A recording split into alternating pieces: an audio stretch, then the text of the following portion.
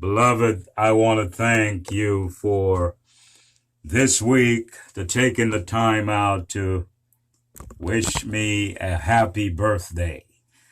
And I must tell you, I was elated with all the greetings and all the well wishes that came through from my wife, my son, my extended family, my mother. My father always sent me a greeting card, but he passed away last year, and he's greatly missed. Never fail, he has always sent me a greeting card. And I must say, I greatly miss my daddy.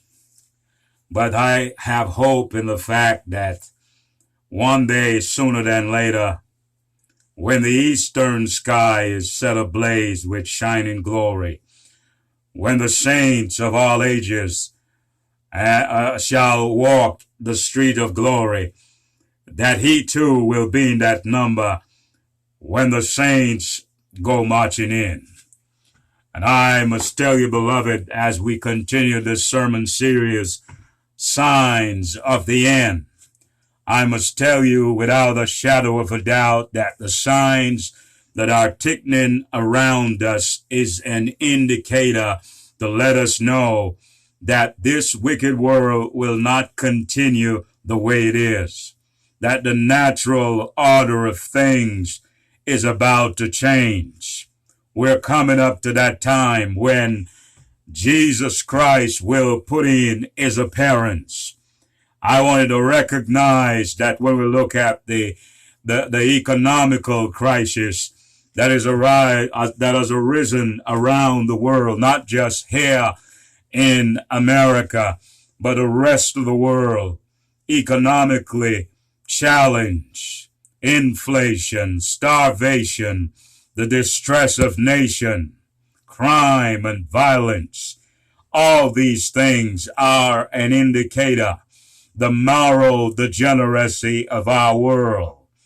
If Jesus Christ does not return, then he would have to apologize to Sodom and Gomorrah. And I believe without a shadow of a doubt that he will not apologize. And because of this, nation rising against nation. There shall be famine and pestilence, as we see in Africa, where the locusts are destroying crops by the millions. We see cyclones, we see earthquake that rocked the nation of Jamaica. We see what happened over there in the Cayman Islands, and also in Haiti in 2005, 200,000 people died in that earthquake. We see what's happening in Puerto Rico, around the world. What is it that God is saying to us today? Many of you watchmen have thrown the towel. Many of you watchmen, so-called preachers, who are prophesying for money and preaching for hire. Once, long ago, you used to have this fire. You used to have a burden for souls, but you have become relaxed. There is this laxity, this tendency that you have now fostered, that you want to be at ease and enjoy yourself. But let me tell you this. It's only going to be for a little moment, because of the simple fact that you want to live in ease and prosperity, and God has given you a work to do. Many of you preachers, some of you from the islands who come to this country, no longer watchmen on the walls of Zion. You have thrown the towel, as it were. I'm here to tell you that it is minutes to midnight. It is later than you think. It is time to lift the danger signal and to warn God's people of the coming doom. The 24th chapter of Matthew, that's where we hang our hat today. And we're looking at the various signs that Jesus says that would be the indicator to tell us that is later than we think.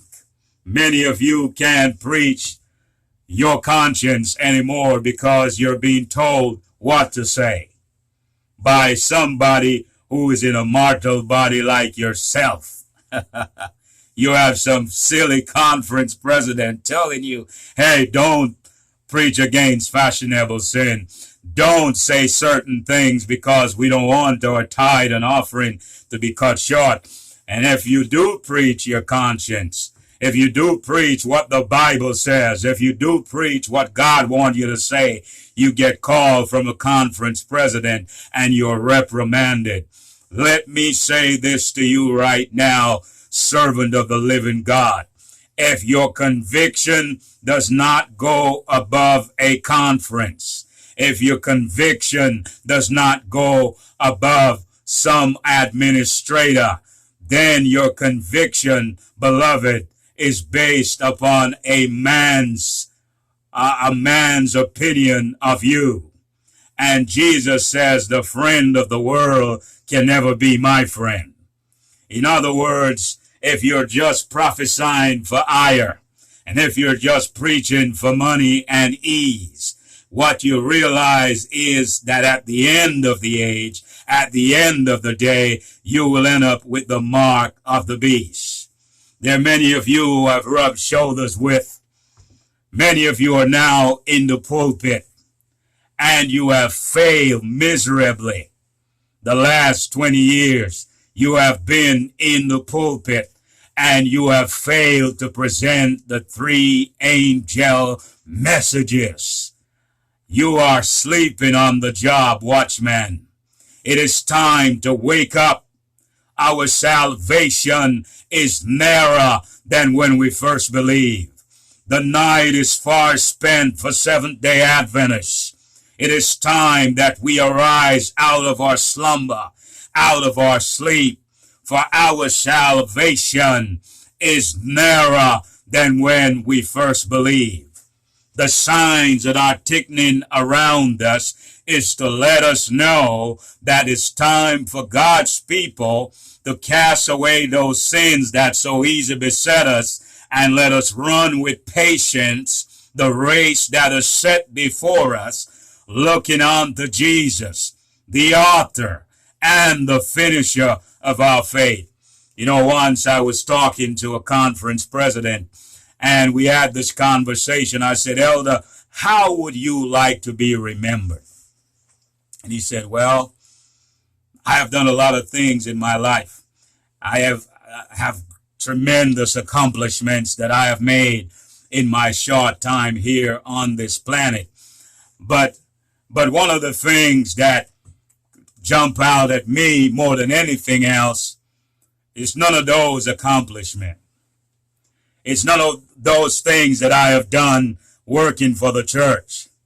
At the end, I want to be remembered that I was a servant of the living God.